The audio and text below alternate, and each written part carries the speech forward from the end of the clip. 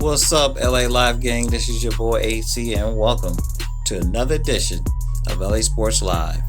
Now, as you guys are coming on into the video, do me a favor, hit that like button. And if you're not already a subscriber, go ahead and do so now.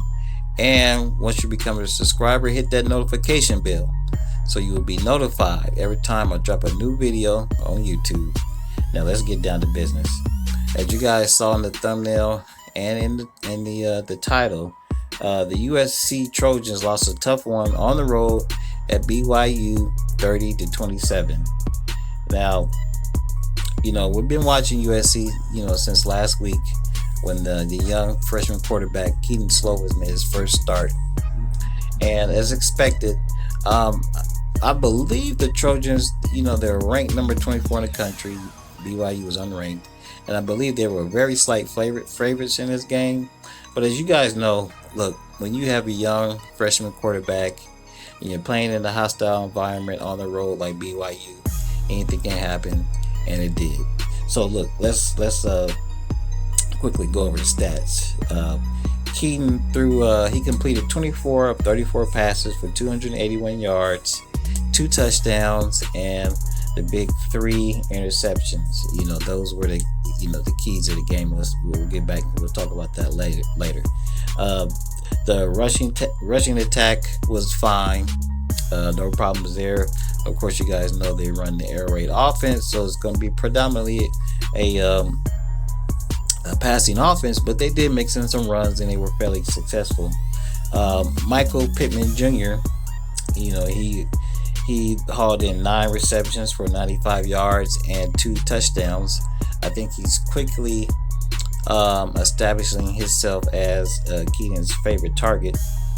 And I believe he caught 1 or 2 touchdowns last week as well. And so let's just talk about the game overall and what we learned from it. And basically, to me, from what I saw, this game was totally, winnable. You're kind of asking a lot for a young freshman quarterback to go on the road, a tough environment like BYU, and to pull out, a victory.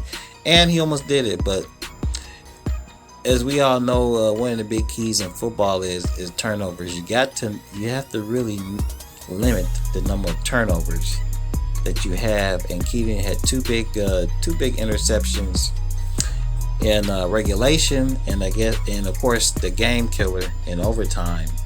The Trojans were able to push the game into overtime with the last second field goal, a long distance field goal. They pushed the game into overtime, and BYU got the ball first in overtime, and they were able to muster a field goal. Now, the Trojans, on their one and only possession in overtime, I believe they ran the ball on the first possession, and then Keaton started passing, and he threw an interception. Game over. So that's the recap there. But listen, they have number 11 Utah at home on Friday. Let's see if they can rebound. Go Trojans! I'm out of here.